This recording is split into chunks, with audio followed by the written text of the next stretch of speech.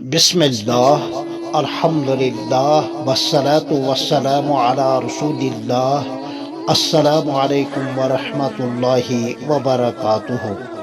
مستورات کے حوالے سے ماہ مبارک کے چند مسائل کی تشریح قسط نمبر 7 میں تسبیحات اور تحلیلات، درود اور دعا، یہ سب عورت اس حال میں کر سکتی ہے عذر کی حالت میں۔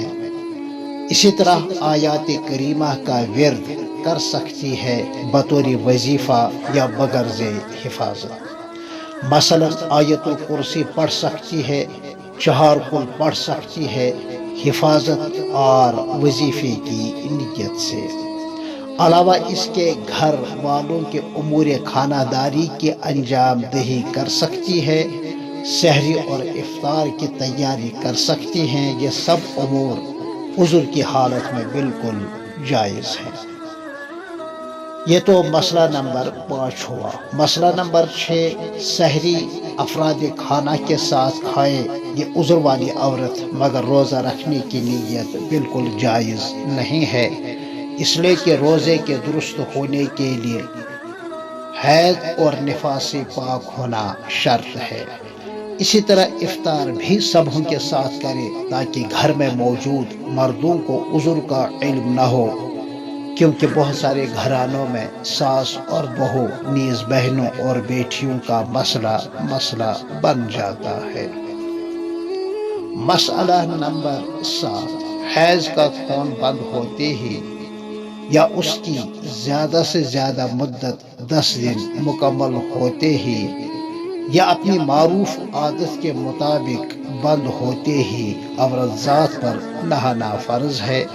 اس میں بلا وجہ تاخیر کرنا جائز نہیں ہے۔ چنانچہ سحری کے آخری وقت میں اگر پاک ہو گئی تو نہانے سے پہلے روزے کی نیت کر سکتی ہے، سحری کھا سکتی ہے، البتہ نماز سے پہلے غسل کرنا فرض ہے۔ مسئلہ نمبر 8، روزے سے پہلے ہی سے تھی کہ دن میں یہ عذر پیش آیا تو روزہ تو بالکل ٹوٹ ہی گیا۔ اب چوری چھپے کھا پی سکتی ہے، ہاں اگر پہلے سے ہی یہ عذر تھا اس لیے روزہ نہیں رکھا تھا، پھر دن میں کسی وقت پاک ہو گئی، اب نہا لے، مگر افطار کے وقت تک کھانے پینے سے باز رہنا احترام رمضان کی وجہ سے واجب ہے، پھر اس دن کی قضا بعد میں کر سکتی ہے۔ مسئلہ نمبر 9، اگر حمل کی وجہ سے اپنی یا اپنے بچے کی جان کا خطرہ ہو تو ایسی حالت میں روزہ رکھنے کی اجازت ہی نہیں ہے۔ یہی حکم ہے کہ روزہ رکھنے سے دودھ نہ اترتا ہو اور بچے کے لیے کھانے پینے کا کوئی متبادل انتظام نہ ہو تو اس حالت میں روزہ نہ رکھے۔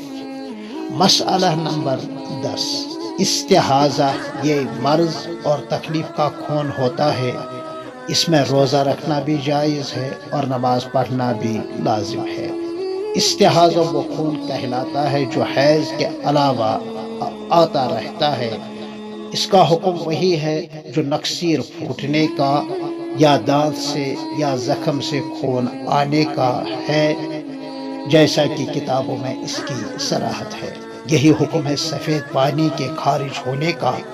اگر یہ عضو مسلسل رہتا ہو کہ وضو کر کے اطمینان سے بیچاری وقت کی نماز بھی نہیں پڑھ پاتی تو یہ عورت شرعاً معذور ہے، جس کے لیے یہ حکم ہے کہ ہر نماز کا وقت ہونے کے بعد وضو کرے۔ جب تک اس نماز کا وقت باقی ہے اس کو باوضو مانا جائے گا۔ اس عذر کے پیش آنے سے اس کا وضو نہیں ٹوٹے گا۔ یہی حکم ان مردوں کا ہے جن کو ریح یا پیشاب کے قطرات آنے کی تکلیف ہوتی ہے۔ یاد رہے، ماہ سیام تو نیکیوں کی فصلی بہار ہے، آخرت کے طلبگاروں کے لیے خاص موسم ہے۔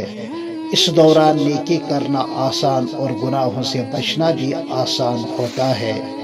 11 مہینے تک ہم کھاتے پیتے رہے اور محنت مزدوری دنیا کے لیے کرتے رہے، لے دے کے یہی ایک مہینہ ہے، اس میں اعمال آخرت ہی کا اہتمام ہم کرتے رہے۔